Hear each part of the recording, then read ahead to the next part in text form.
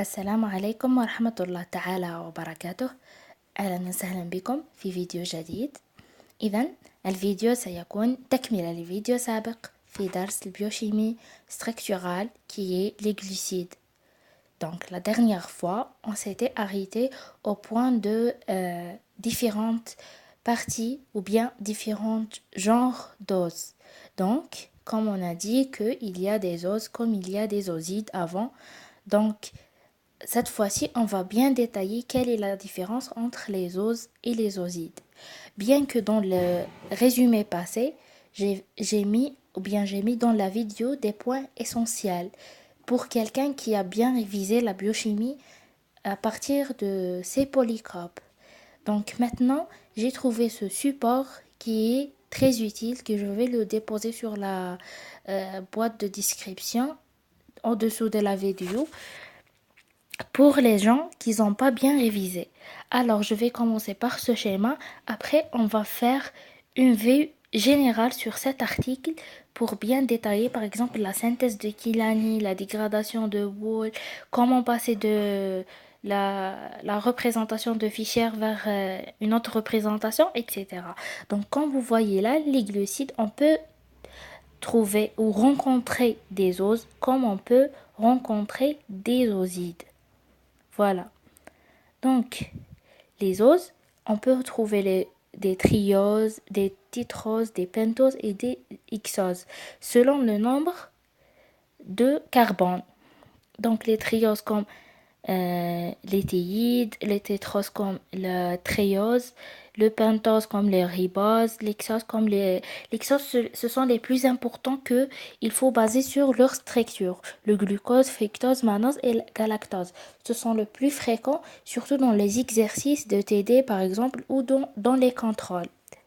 Voilà. Les osides, on peut trouver les holosides et l'hétérosides. Voilà. Les osides sont des structures plus complexes que les os. Donc, holoside, c'est structure homogène. Hétéro, c'est différente. Donc, les holosides, on peut trouver les polyholosides qui sont un nombre de carbone supérieur à 10 et les oligosides moins ou inférieurs à 10 carbones. Donc, qui sont supérieurs à 10 carbones, on a des polyholosides hétérogènes et des polyholosides homogènes. Donc les polyholosides hétérogènes, on les trouve chez les bactéries, les végétaux et les animaux, comme les GAG chez les animaux et d'autres oses chez les bactéries et les végétaux quand on n'est pas concerné de les savoir. Les polyholosides homogènes, il y a deux réserves et il y a deux structures. Deux réserves comme l'amidon chez les plantes, le glycogène chez l'homme, l'insuline, inuline et le dextrone sont aussi formes de réserve chez l'être humain. Il y a aussi des polyholosides homogènes comme de structures comme cellulose, le colose, etc. Donc tout ça sont entrant dans la structure cellulaire. Maintenant, on passe aux oligosides qui sont inférieurs à 10 carbones. On a les diholosides, veut dire il y a deux holosides comme le sucrose et lactose. Voilà. Et dans la dernière partie, on a les hétérosides. On a hétéro-oligosides, hétéro-polygosides. Voilà. Donc les hétéro-oligosides, on a les glycolipides, glycoprotéines, aminoacides. Il y a aussi plusieurs genres. Vous êtes censé par ces trois, les glycolipides, les glycoprotéines et les aminoacides. Ce qui concerne l'hétéropolyosides, on a les protéoglycanes, peptidoglycanes, les lectines et les protéines. Voilà. Donc, tout ce qu'il y a dans ce schéma, vous êtes censé de savoir sa structure. Parce que le prof peut poser la question, quelle est par exemple la fonction qui se trouve dans le glucose? Le glucose appartient à quel genre? Par exemple, il peut vous dire par exemple quelle est la forme de réserve des polyholosides homogènes chez l'homme. Il fallait que vous répondez c'est glycogène et les dextrines, etc. Donc ce schéma, il est très utile. Maintenant, on va détailler une notion dans la biochimie qui est très importante, que ce soit dans les glucides ou bien les lipides, etc. C'est la notion d'isomère et aussi l'isomérie en général. Donc, qu'est-ce que ça veut dire isomérie? C'est un plan de symétrie à une sorte de miroir. إذن la isomérie هي صورة مركب في المرآة. L'isomérie, elle peut être isomérie verticale ou bien horizontale. Donc, premièrement, on a une notion aussi que on est censé de la savoir le nombre d'isoméries des oses. Déjà, on a dit quand, par exemple, si on veut savoir le nombre d'isoméries, on met 2 à la puissance n. N, c'est le nombre des carbones asymétriques. Voilà. Donc, si on dit par exemple il y a 2 isomères, veut dire qu'il y a un D et un L. La différence entre D et L, c'est la position du OH qui est représenté dans ce plan-là en bleu. Voilà. Si il est à droite, le OH le plus loin de la fonction aldéhyde secondaire, c'est les CH2OH, la dernière heavy, qui se trouve en bas. Le OH le plus loin, نراه إذا كان على اليمين نقول أن لا فورم elle est D. إذا كان على اليسار كما في هذه الجهة نقول أنه L. هذه la position elle vient sur ou bien l'image sur le miroir. Et on peut l'appeler aussi exactement la différence entre D et L. On dit que D et L ce sont énantiomères. C'est ça. Donc un autre nom d'isomérie ou type d'isomérie, c'est la stéréoisomérie. Veut dire que la formule semi-développée, elle est la même, et la formule brute aussi, elle est la même, mais l'arrangement 3D dans l'espace, il n'est pas le même. يعني مثل المتناظرات أو المتماكبات في اللغة العربية. إذا لديهم نفس الصيغة النصف مفصلة والمجملة، ولكن الصيغة المفصلة مختلفة. L'arrangement dans l'espace est différent. Donc, l'isomère, on parle d'isomère si les molécules possèdent la même formule brute, mais un arrangement différent dans le plan 2D. Les formules développées sont différentes, bien sûr, dans cette chaîne-là. La formule brute, on la connaît tous, c'est le mujmala. Les énantiomères, le فرق بيناتهم هو DL, le D pour le OH qui se situe à droite, l'autre pour à la gauche, c'est ça. C'est les différents genres de isomérie dans la biochimie. On a aussi l'épimère. L'épimère, ce sont les stéréoisomères de configuration qui diffèrent par la position d'un seul carbone asymétrique. L'épimérasation se fait par la voie chimique ou enzymatique. Voilà, l'épimère يختلفون في واحد فقط. مثلا هنا مثل الجلوكوز والمانوز يختلفون في la position de OH numéro 1. مثلا CHO CHO après OH واحد على اليمين والآخر على اليسار. هذا هو الفرق بينهم.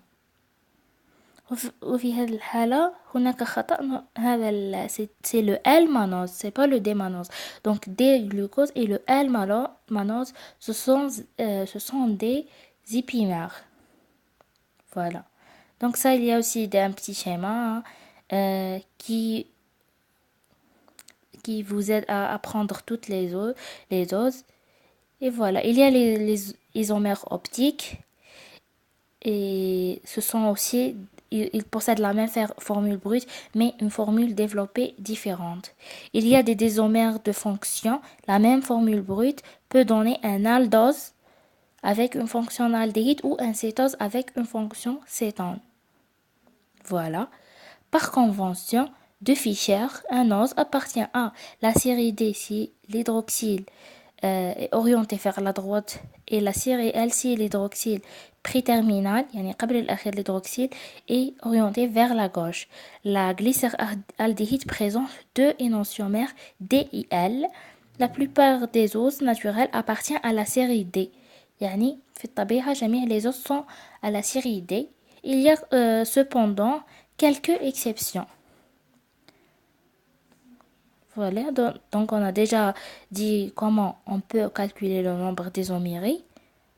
Voilà, ça c'est tous des expériences pour vous montrer comment bien comprendre cette notion. Il y a aussi une notion très importante, le pouvoir rotatoire. Comment on peut calculer et qu'est-ce que ça veut dire aussi pouvoir rotatoire. هي القدرة على للمحلول الذي يحتوي على سكر معين القدرة على تغيير اتجاه الضوء. إذن également appelée activité optique, donc la propriété de dévier le plan de la lumière polarisée. Voilà, cette propriété due à la présence d'un carbone asymétrique. Le faisceau de la lumière est utilisé souvent, c'est la raie D du sodium, donc ضوء معين يسمى la raie D du sodium. عنده une longueur d'onde jaune qui est 589,3 nanomètres. Donc, pour faire calculer le pouvoir rotatoire, on a une relation qui est cette relation-là. Donc, le 20 degrés, c'est le degré de déviation de la lumière polarisée. D veut dire que le glucose est D. On calcule par R fois 100 et la C fois 1. Donc R c'est l'angle de rotation, déviation de la lumière. Le C la concentration de la substance en grammes pour 100 ml. Et L c'est la longueur du tube de polarimètre. Voilà, c'est ça. Donc c'est C fois L là, c'est C fois L. Il y a aussi là l'expérience, comment elle est passée. Vous avez détaillé ça dans le TD Inch'Allah. Donc ça sont une série de remarques que déjà j'ai dit dans... Voilà. Là, il y a comment on peut passer de la représentation de Fischer vers la représentation de Kilani.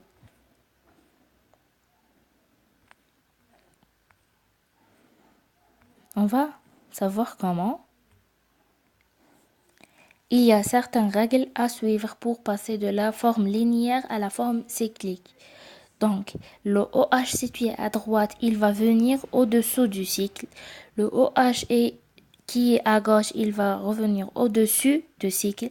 إذا كان ال OH à droite عندما نرسم le cycle السداسي يعني نحصل على الشكل السداسي المعتاد عليه للسكريات OH يكون على اليمين يصبح orienté vers le bas يعني تحت OH على اليسار يصبح صاعد للأعلى. La fonction réductrice aldéhyde océtone تصبح إذن la fonction réductrice aldéhyde océtone تصبح réductrice hémiacylatique يصبح اسمها هكذا. Le C réducteur non asymétrique, cette fois-ci il peut être en bas si la forme est alpha, il peut être en haut si la forme est bêta. Voilà, on va savoir comment savoir s'il est alpha ou bêta. في هذا le schéma هذا qui est en face. Le carbone qui se situe dans la position 6 قد نضعه نحو الأعلى قد نضعه نحو الأسفل. الآن كيف نضعه نحو الأعلى أو الأسفل؟ على حسب la position de OH portée par le carbone 2. S'il est en bas, l'autre il va être en haut. S'il est en haut, l'autre il va être en bas. Donc selon l'orientation de OH, D ou L, donc D ou L, elle va se transformer en alpha et bêta. Donc cette fois-ci par exemple, le OH et le CH de l'OH il était à droite, donc il est en bas. Il n'est pas dans le même plan que le carbone porté par numéro 6. Donc on appelle ça alpha. Si l'inverse, on appelle bêta. C'est ça la différence. Donc l'hydroxyle partait par le carbone numéro 2 en bas par rapport au plan, l'anomère est alpha. Lorsque l'hydroxyle portée par le carbone numéro 2 ou non par rapport au plan de perspective, l'anomère est bêta. Donc, OH porté par le carbone numéro 2 يحدد la position de CH de la fonction alcoolique secondaire si elle est en haut et ou en bas. Si OH il est en haut, l'autre elle est en bas. Et si l'autre elle est en haut, l'autre elle est en bas. C'est ça, l'inverse. C'est l'inverse. Ça, c'est l'arbre des os qui tout le monde va la bien apprendre pour bien répondre aux questions des contrôles. Tout ça, ce sont les détails. Comment on peut passer de structure à l'autre. Donc, je vais vous mettre ça dans la barre d'infos pour bien détailler. Parce que si on détaille ce document, on va pas terminer du tout. Il y a aussi les différentes réactions qu'on a déjà fait.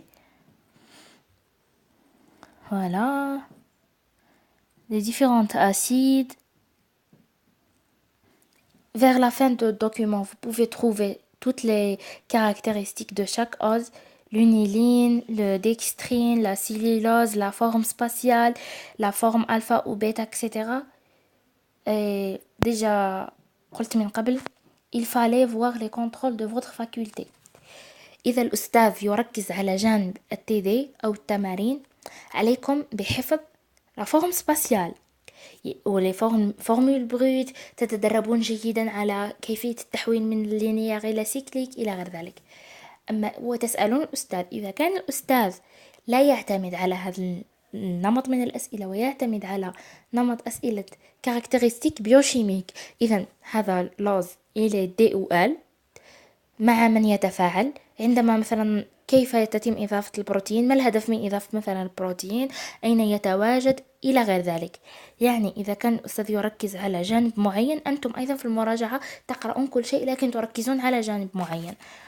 لذا أنا حاولت أن أجمع بين الجانبين في الملخص، لأن البيوشيمي قلت لكم هي مادة سهلة لكن تتطلب فقط المراجعة المستمرة الدائمة. لذا من الأفضل هذا الدوكيمو تقرؤونه بتمعن، فيه جميع الأمثلة مفصل.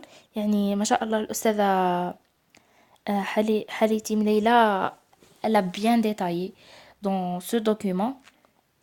إن شاء الله تستفيدون منه جدا. وهذا ليس للحفظ، للفهم أولا، أنه يحتوي على تقريبا 100 صفحة.